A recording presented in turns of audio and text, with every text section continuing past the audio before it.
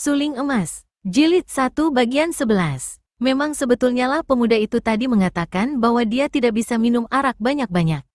Akan tetapi karena kerusakan hatinya menghadapi cinta terhadap Liu Luxian berbareng kecewa, ia sengaja nekat minum terus tanpa ditakar lagi. Apa artinya Panglima bagiku?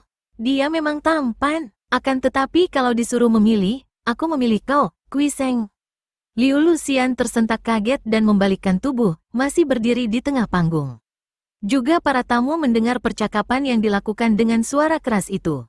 Kini mereka memandang ke arah dua orang itu, terutama sekali Kui Seng yang menjadi pusat perhatian. Pemuda ini sudah bangkit berdiri, cawan arak di tangan kanannya. Hatinya berguncang keras ketika ia mendengar ucapan ketua bengkau itu. Betapa tidak, jelas bahwa ketua bengkau ini agaknya suka memilih dia sebagai mantu. Dan dia sendiri pun sudah jelas mencintai gadis jelita itu, hal ini tidak dapat ia bantah, seluruh isi hati dan tubuhnya mengakui. Mau apa lagi? Tinggal mengalahkan gadis itu, apa sukarnya? Akan tetapi di balik rasa cinta, di sudut kepalanya di mana kesadarannya berada, terdapat rasa tak senang yang menekan kembali rasa cinta kasihnya dengan bisikan-bisikan tentang kenyataan betapa keadaan gadis itu dan keluarganya sama sekali tidak cocok, bahkan berlawanan dengan pendirian dan wataknya. Ia jatuh cinta kepada seorang dara yang berwatak liar dan ganas, sombong dan tinggi hati, licik dan keji, gadis yang menjadi putri tunggal ketua bengkau yang sakti, aneh dan sukar diketahui bagaimana wataknya. Gadis yang menjadi sebab kematian banyak pemuda yang tak berdosa. Kesadarannya membisikkan bahwa betapapun ia mencintai gadis itu, cintanya hanya karena pengaruh kejelitaan gadis itu dan kalau ia menuruti cintanya yang terdorong nafsu, kelak akan tersiksa hatinya. Akan tetapi perasaannya membantah. Kalau ia boleh membawa pergi gadis itu bersamanya, mungkin ia bisa membimbingnya menjadi seorang istri yang baik dan cocok dengan sifat-sifat dan wataknya. Lo Eng Hiong, jangan main-main. Haha, siapa main-main? Kui Hyante hanya kaulah yang agaknya pantas bertanding dengan puteriku. Hayo kau kalahkan dia, kalau tidak, anakku itu akan makin besar kepala saja dan para tamu tentu akan mengira aku hendak menang sendiri. Hahaha, puterimu berkepandaian tinggi. Terus terang saja, aku pun ingin sekali menguji kepandaiannya. Akan tetapi, Lo Eng Hiong, harap jangan salah sangka. Dengan jujur aku mengaku bahwa puterimu telah menarik hatiku. Akan tetapi, perjodohan melalui pertandingan memang kurang tepat, yang perlu hati masing-masing. Bagaimana kalau aku naik ke panggung, tapi bukan untuk memasuki sayembara pemilihan jodoh, hanya sekadar main-main menguji kepandaian belaka? Ucapan ini dilakukan perlahan tidak terdengar orang lain. Akan tetapi ketua bengkau itu tertawa keras dan menjawab dengan suara keras pula. Hahaha, aku mengerti, kau memang seorang yang teliti dan cermat, terlalu berhati-hati. Kalau menyalahi peraturan, berarti melanggar dan siapa melanggar harus didenda. Kui Seng tertawa pula dan menenggak sisa araknya. Dendanya bagaimana? Kau harus menurunkan ilmu pukulan yang kau pergunakan untuk mengalahkan puteriku itu kepadanya. Aku tidak keberatan, tapi dia harus ikut denganku kemana aku pergi. Boleh. Nah, orang muda, kau cobalah. Hati Liu Luxian sudah mendongkolkan sekali mendengarkan percakapan antara ayahnya dan pemuda pelajar yang kelihatan lemah lembut itu. Apalagi ketika ia melihat Kui Seng berjalan menghampirinya dengan langkah sempoyongan dan mukanya yang berkulit putih halus itu kelihatan merah sekali, tanda-tanda seorang mabuk.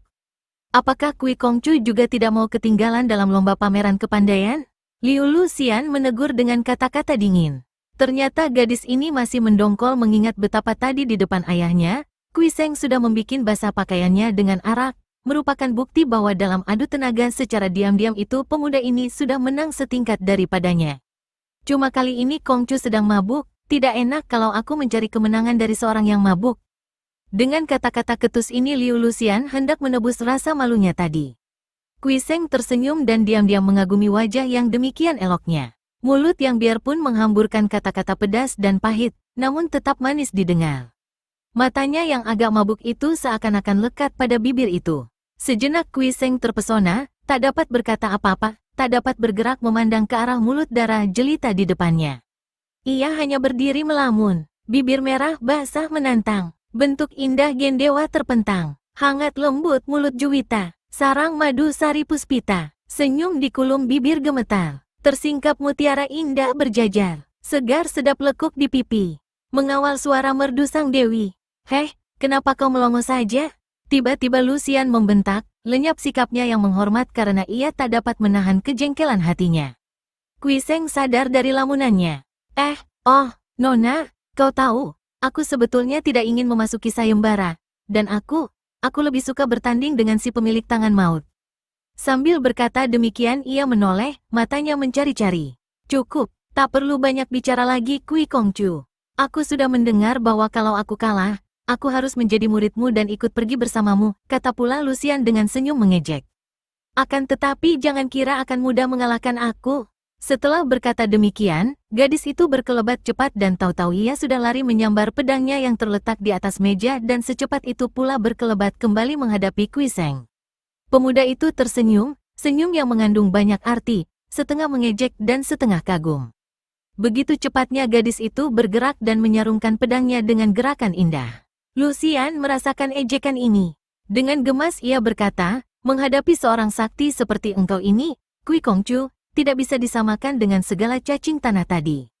Aku mengharapkan pelajaran darimu dalam menggunakan senjata. Sambil berkata demikian, gadis ini mencabut pedangnya dan tampaklah sinar berkelebat, putih menyilaukan mata. Lucian, mundurlah. Manusia ini terlalu sombong, biar aku mewakilimu memberi hajaran. Tiba-tiba bayangan tinggi kurus melayang ke depan Kui Seng dan sebuah lengan menyambar ke arah dada pemuda itu. Wood! Kui Seng memiringkan pundaknya dan pukulan yang hebat itu lewat cepat. Aku senang sekali melayanimu, kata Kui Seng dan jari telunjuknya menotok ke arah pergelangan tangan yang lewat di sampingnya. Akan tetapi secepat itu pula Ma Tai-kun sudah menarik kembali lengannya sehingga dalam dua gebrakan ini mereka berkesudahan 0-0 atau sama cepatnya. Jisute, mundur kau, kembali Liu Gan berseru keras, matanya melotot marah. Ma Tai-kun tidak berani membantah perintah Su Hengnya dan ia mundurkan diri dengan kemarahan yang ditahan-tahan. Orang si Kui, kau terlalu sombong. Lihat pedangku, bentak Liu Lucian sambil menggerakkan pedangnya dengan cepat. Pedang itu berubah menjadi segulung sinar putih yang membuat lingkaran-lingkaran lebar, makin lama lingkaran itu makin lebar mengurung tubuh Kui Seng.